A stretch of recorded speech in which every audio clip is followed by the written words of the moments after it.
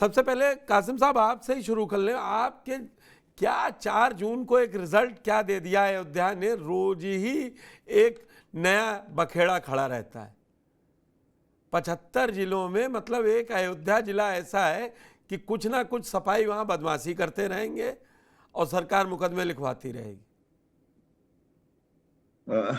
बहुत ही दिलचस्प है। जहां तक मैं जानता हूँ, अवधेश प्रसाद हो या अजीत हो, अपराधी प्रवृत्ति के नहीं। और कभी भी मेरे पड़ोस के सुहावल से आते हैं, रहने वाले वहीं के हैं, तो पहले वहीं से विधायक होते थे। अपराधी प्रवृत्ति के तो नहीं है कि इतना का अपहरण भी कर लें, पिस्टल भी लगाते हैं, ये थोड़ा सा। ज्यादा हो लेकिन गया। कुछ भी हो सकता है। मतलब इंसान है, इंसान से गलती तो होती रहती है, जोश में आदमी होश खो सकता है, ये भी संभव है। लेकिन मैं व्यक्तिगत रूप से ये कह सकता हूँ कि थोड़ा सा ज्यादा हो रहा है। खैर, देखिए, वहां पर मिल्कीपुर के जो समीकरण है, वहां पर जब तक मिसेन यादव जीवित थे, मिसेन जीतते रहे। और मिसेन जब छोड़ते थे सीट, तो वो जिसे चाहते थे उसे जिताते थे। रामचंद्र यादव भी जीते, और एक बार उन्होंने कमलहसन पांडे को टिकट दिया था, बहुत मामूली वोटों से वो हार गए थे, 400 वोट से। लेकिन वहां 2 बार ब्राह्मण विधायक रहा है। एक बार भारतीय जनता पार्टी से मथुरा तिवारी रहे हैं, और एक बार कांग्रेस पार्टी से रहे, वो भी ब्राह्मण रहे। तो इससे आप समझ सकते हैं कि मिल्कीपुर में ब्राह्मण वोटों की संख्या मतलब ठीक ठाक ही नहीं, अच्छी खासी है। और हाँ, वो सीट 40,000 के प्रतिष्ठा आसपास। का प्रश्न बनी चुकी है, प्रतिष्ठा उस पर लगी हुई है। योगी आदित्यनाथ ने 2 सीटों को जो गोद लिया है, उसमें एक मिल्कीपुर भी है। तो ऐसे में अगर अजीत जो है वो फ्रेज से बाहर होते हैं, या अजीत जो है इस मामले में फंसते हैं, तो ये चुनाव थोड़ा मुश्किल हो जाएगा। क्योंकि जहां तक मैं जानता हूँ, मुलायम सिंह अखिलेश यादव से तमाम लोगों ने प्रयास किया था कि वहां पर टिकट अवधेश के परिवार में ना मिले। तो अखिलेश यादव ने यही कहा था कि वहाँ कैंडिडेट कौन है। एक कनौजिया बिरादरी के, धोबी बिरादरी के प्रोफेसर साहब हैं, उनका जिक्र आया था। और एक पासी समाज के सूरज पासी है, उनका नाम आया था। लेकिन दोनों में सहमति बन नहीं पाई। एक के पीछे आड़े बिरादरी आई, और दूसरा जो कैंडिडेट जिसको नहीं दिया टिकट, उसके लिए यही था कि इनके ऊपर कई मुकदमे हैं। तो अब पार्टी के अंदर के लोग भी कहेंगे कि साहब, यह आपने इसलिए उनको मना कर दिया था कि इन पे कई मुकदमे हैं। तो ऐसे में अजीत पर तो ताजा ताजा मुकदमा है, इसलिए ये एक पार्टी के मतलब अंदर भी एक वो पैदा होगा। लेकिन मुझे लगता है कि ये जो घटनाक्रम है, जिसकी वजह से हम लोग बैठ के चर्चा कर रहे हैं, गंभीर है। और इसको अगर राजनीतिक रूप से देखा जाए, तो राजनीति में कभी कभी बैकफायर भी होता है। अ, तो कहीं बैकफायर ही ना कर दे। ये भी देखिए, अवधेश प्रसाद नो डाउट मैं व्यक्तिगत रूप से कह सकता हूँ कि उनकी छवि साफ सुथरी है। और अवधेश की पहचान नौकरी, अवधेश की पहचान जो है, उस सरकारों में रहते हुए उनकी पहचान ये है कि अपने विधानसभा में हर गांव में करीब करीब वो पहुंच के नौकरियां दिलाई देते हैं। और उसमें अवधेश कभी पासियों के नेता नहीं रहे। अवधेश प्रसाद की क्वालिटी ये है कि वो सवर्णों के नेता रहे।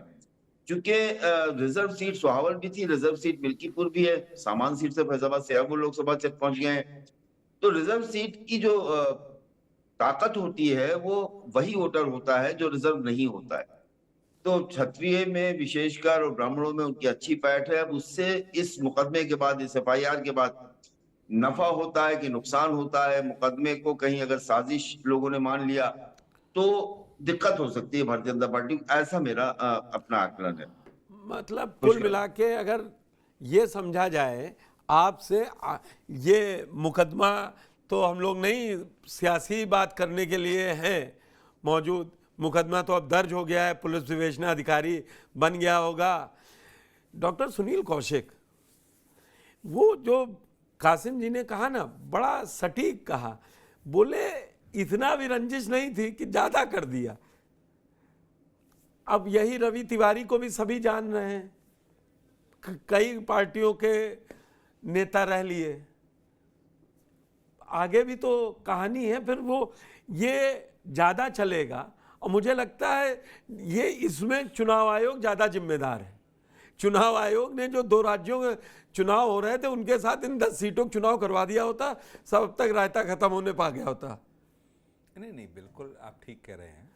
लेकिन जिस तरीके से सैयद कासिम जी ने कहा कि मैं व्यक्तिगत तौर से उनको जानता हूँ, वो इस तरीके के नहीं हैं।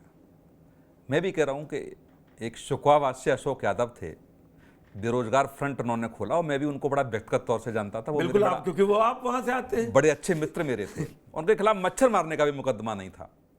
मुलायम सिंह यादव के खिलाफ उन्होंने कहा हम चुनाव लड़ेंगे। कितने मुकदमे लगाए? 83 मुकदमे। मैंने आपको बताया भी, 83 मुकदमे लगाए। कितने दिन में लगा दिए?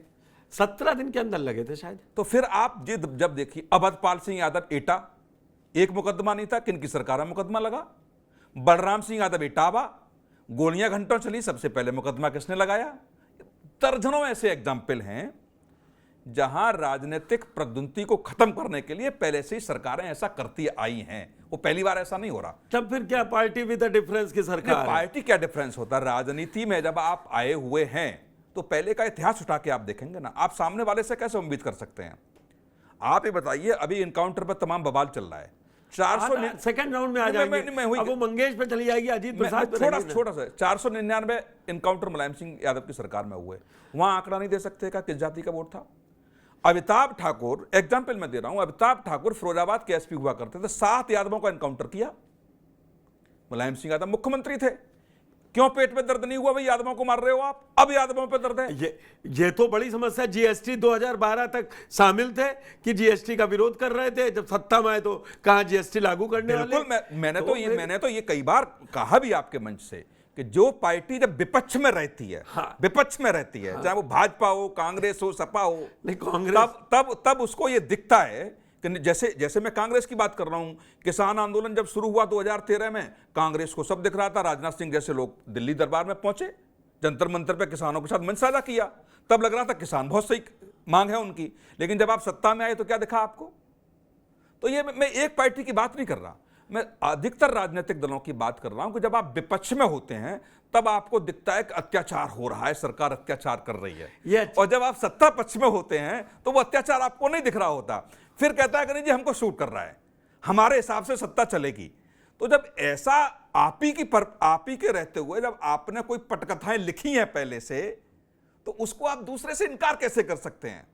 यदि वहां मुकदमा लिखा जा रहा है, अशोक यादव हाईकोर्ट गए, हाईकोर्ट में सारी बातें रखी, सुरक्षा दी गई, सारे मुकदमे क्वैश किए गए, अधिकार है ना। अभी मिल्कीपुर को लेकर के यदि उनको लग रहा है कि फर्जी मुकदमा है तो माननीय न्यायालय है। सरकारें सब कुछ नहीं हो सकती इस देश में।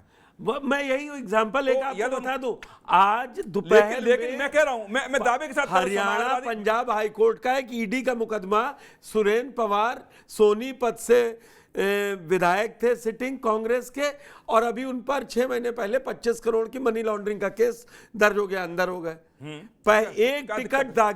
एक टिकट दागी हाँ। जो कांग्रेस ने। मुझे आप बताइए। और आज हाईकोर्ट ने क्वेश कर दिया। हाँ बिल्कुल, अच्छी बात है, क्वेश कर दिया ना। अब आप ये बताइए, तो ये जो कासिम भाई, मैं आपकी इस बात से सहमत हूं। कासिम भाई ने ये कहा कि कोई तो फिर आप ज्यादा करेंगे तो अब जनता ज्यादा करेंगे, मतलब ज्यादा क्या होता है इसमें?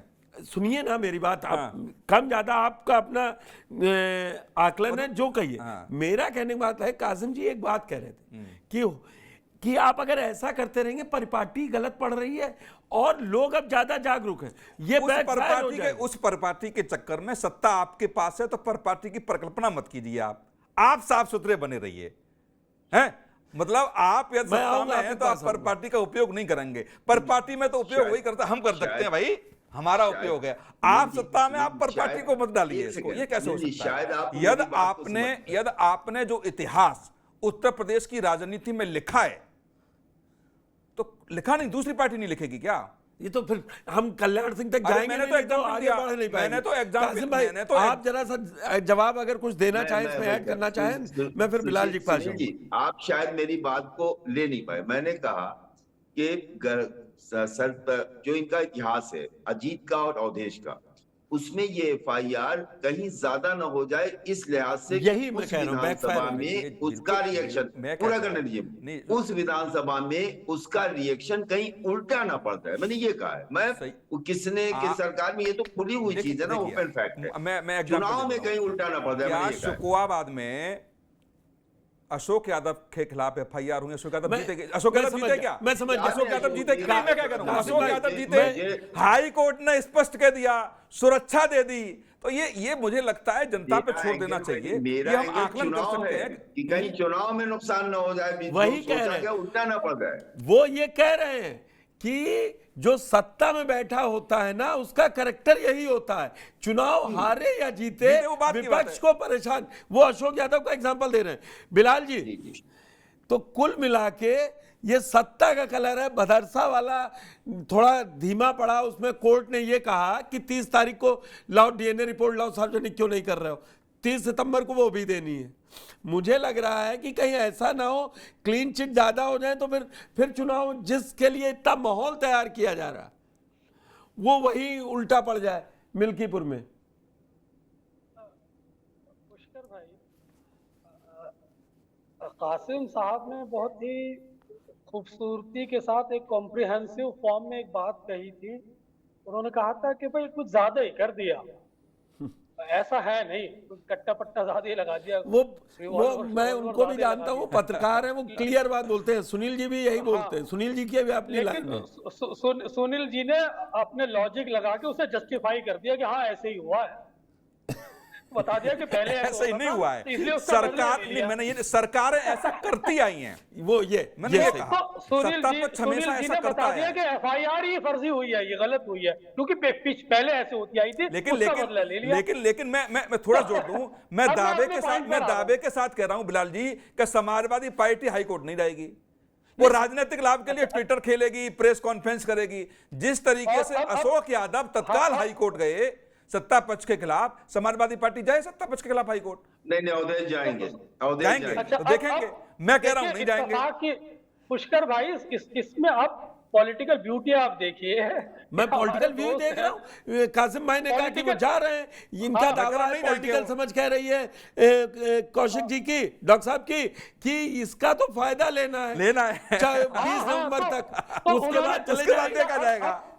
अब आप ये देखिए कि इसमें पॉलिटिकल ब्यूटी देखिए कि एक ठाकुर साहब जो पूरे स्टेट को संभाल रहे अब हैं, लीजिए, उनको आपने भी एक एक नया तिवारी एंगल जी दे मिले दिया। पिछड़ों के खिलाफ एफआईआर कराने के लिए। तो ये आपने एंगल नया देखिए एंगल कहां दे चला दिया। जाएगा, ये एंगल देखिए कहां चला जाएगा। आप अरे ये- पिछड़े नहीं, वो तो दलित में आ जाएंगे। भूमि है पीटीए की, पिछड़ा दलित अगड़ों की। मैं माफी चाहूंगा। देखिए ये ठाकुर साहब और ये शब्द, हाँ भाई, वो थोड़ा मैं- ज्यादा हो मैं- जाएगा। मैं- आ रहा हूँ थोड़ा सुल्तानपुर ज्यादा वाले पे आ रहा हूँ, है- फिर बोलिएगा। मैं नहीं, आपको बिलाल भाई, बता रहा थोड़ा हूं ज्यादा हो कि जो गया। बैकफायर की बात हो रही थी, ये इस तरह भी बैकफायर हो सकता है। आप इसकी हाँ, ये इसकी नहीं, ग्राउंड इसमें रियलिटी आपकी बात सही समझिए। है। इससे हाँ। डॉक्टर साहब भी सहमत हैं। इससे हाँ, ये चीजें बैकफायर बढ़ेंगी। ऐसे ही होगा कि साहब तिवारी जी ने कर दी पिछड़ों पे एफआईआर, इस तरह बैकफायर होगा ये।